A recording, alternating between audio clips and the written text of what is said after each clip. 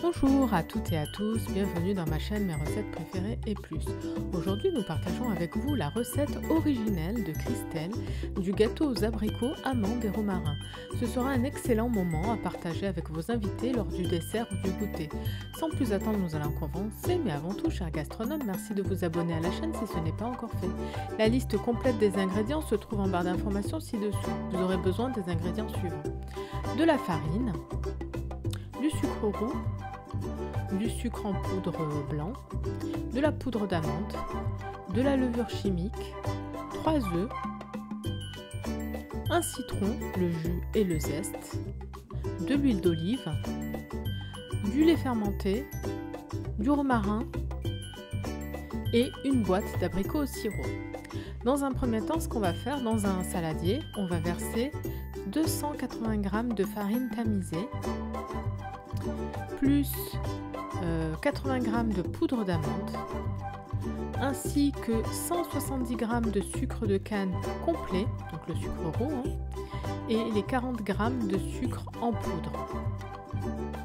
On ajoute enfin la levure chimique, donc 16 g de levure chimique, un paquet et demi.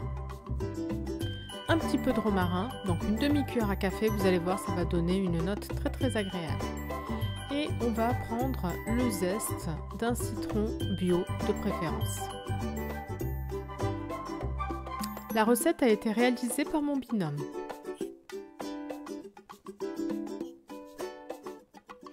Alors là, comme vous pouvez le constater, on a pris tous les ingrédients secs et on va les mélanger tous entre eux. Donc ça, c'est la première préparation qui est donc dans ce saladier, tout ce qui est sec.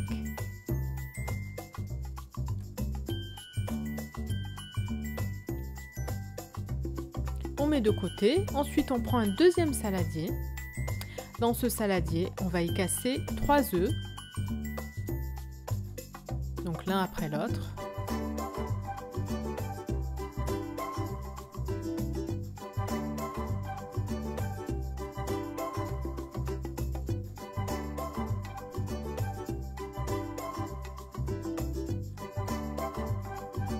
Recette très facile et vraiment très originale. Vous avez vu, il y a de l'huile d'olive, du romarin, du lait fermenté, mais le mélange est extraordinaire.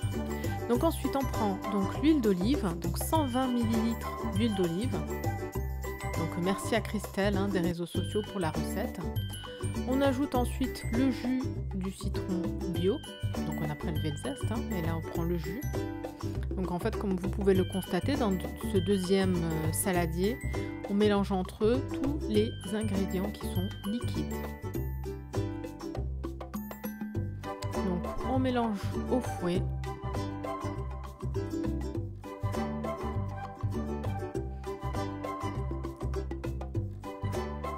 Étape suivante, on va intégrer donc les ingrédients du premier saladier dans le deuxième saladier. On y va progressivement, donc on va le verser en 3 fois. Donc première fois, on mélange le tout à la spatule.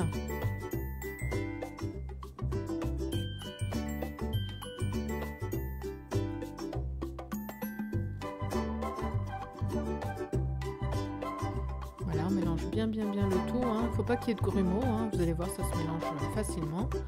On ajoute encore une deuxième fois et on laisse de côté la troisième partie qu'on va verser plus tard. On mélange bien donc à la spatule.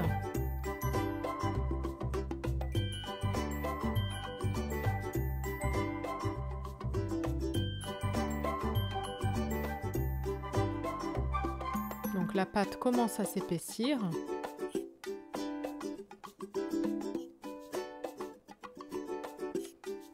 Alors là, on ajoute le lait fermenté, donc 170 ml de lait fermenté, donc du lait ou du lait ribot, comme vous voulez.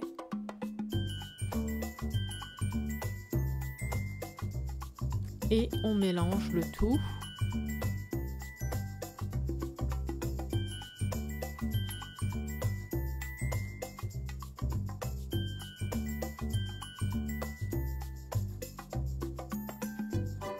C'est vraiment un de mes gâteaux préférés à l'abricot. Vous allez voir, il est vraiment très délicieux. Testez, vous allez être agréablement surpris. Et enfin, on ajoute donc la troisième partie du mélange de farine, enfin, tous les ingrédients secs. Donc là, on verse ce qui reste et on mélange le tout à la spatule. Donc la pâte est prête. Vous voyez la consistance qu'on obtient, elle doit être comme ceci. Alors, on met de côté, on prend un moule donc à charnière, ça sera plus facile pour le démoulage, et on verse l'intégralité de notre pâte à l'intérieur. On préchauffe le four donc à 180 degrés, puisqu'on va enfourner le gâteau pendant 45 minutes à 180 degrés, chaleur tournante. Donc là, on verse la pâte dans le moule. Donc moi, je vous conseille de prendre un moule à charnière. Ce sera plus facile pour le démoulage. Qu'on a chemisé de papier cuisson.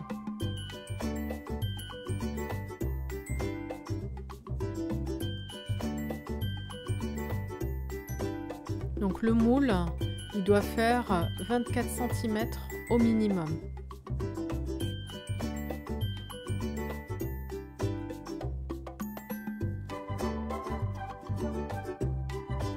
C'est ce que je vous conseille, parce qu'il va bien gonfler, hein. Et enfin, on prend notre grosse boîte d'abricots au sirop. Donc boîte de conserve, hein.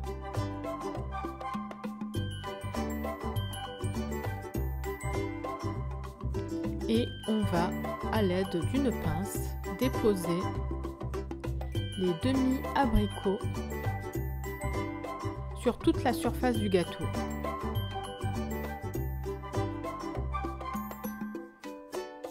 Donc on dispose de manière à ce que l'on forme un joli rond, hein.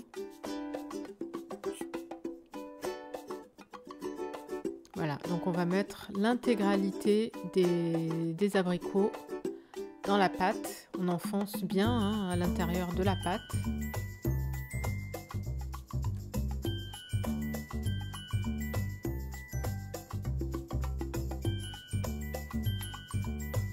Voilà.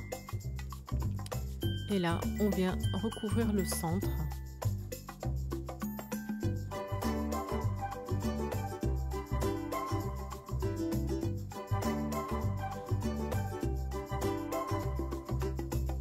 Et voilà, notre gâteau est prêt à être enfourné. 45 minutes à 180 degrés, chaleur tournante.